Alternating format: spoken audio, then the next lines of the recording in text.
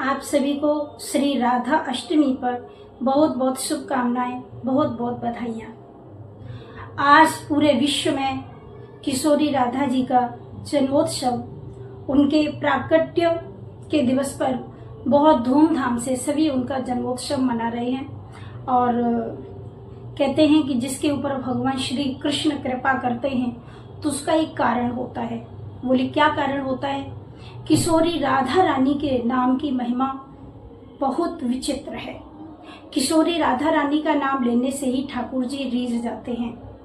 हम लोग कहते हैं कि भगवान कृष्ण को यदि प्रसन्न करना है तो सभी ब्रजवासी और सभी ब्रज के रसिक संत यही कहते हैं, यदि किशोरी राधा रानी को प्रसन्न करना है तो हमें ठाकुर जी को प्रसन्न करना चाहिए।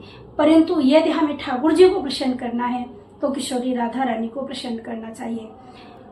तो भगवान श्री कृष्ण का दर्शन हमें कैसे होगा? राधा नाम से भगवान श्री कृष्ण, कोई यदि राधा का नाम एक बार ले ले तो उस पर ठाकुर जी इतने प्रसन्न हो जाते हैं। संतों ने वर्णन किया है कि यदि कोई राधा बोले तो जैसे ही उसका नाम, किशोरी राधा रानी का नाम उसके मुख से निकलता है और वो कहता है रा, तो जैसे ही रा शब्द का उच्चारण होता है वैसे ही हमारे ठाकुर जी इधर उधर दशों दिशाओं में देखने लगते हैं और ठाकुर जी एकदम आश्चर्य में पड़ जाते हैं, चारों तरफ चकित होकर देखने लगते हैं। तो जैसे ही रा शब्द का उच्चारण करते ही ठाकुर जी की दृष्टि इधर उधर देखने लगती है, कौन मुझे बुला रहा है, कौन बुला रहा है।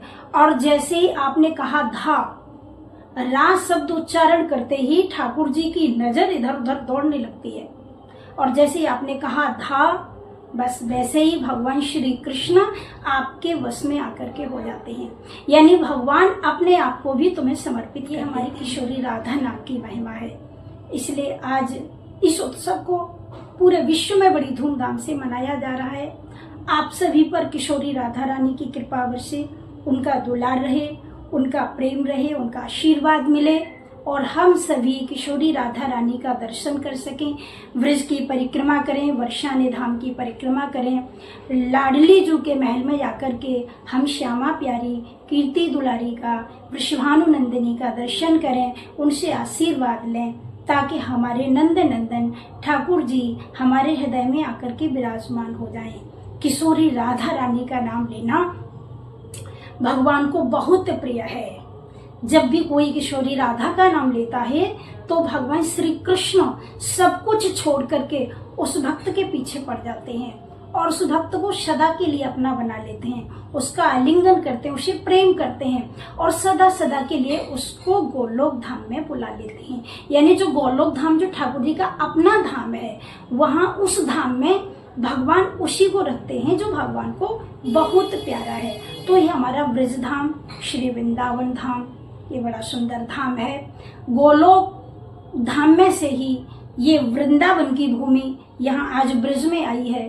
तो ये ब्रज भूमि हमें बड़ी प्रिय है, जहाँ पर हमारे ठाकुर जी ने किशोरी राधा रानी के साथ में नित्य रास विहार किया है।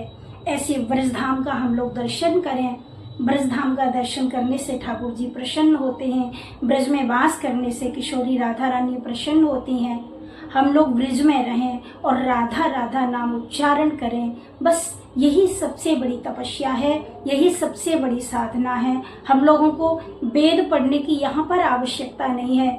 यहाँ पर हम लोग बस श्री राधा श्री राधा श्री राधा श्री राधा, और यदि हम चाहें तो श्री राधा कृष्ण श्री राधा कृष्ण श्री राधा कृष्ण नाम उच्चारण करें तो प्रिया प्रियतम हमारे ऊपर प्रसन्न होते हैं और वो हमें अपना दास बना लेते हैं, अपना ब्रज का परिकर बना लेते हैं और हमें सदा ही नित्य दर्शन देते हैं, कृपा करते हैं।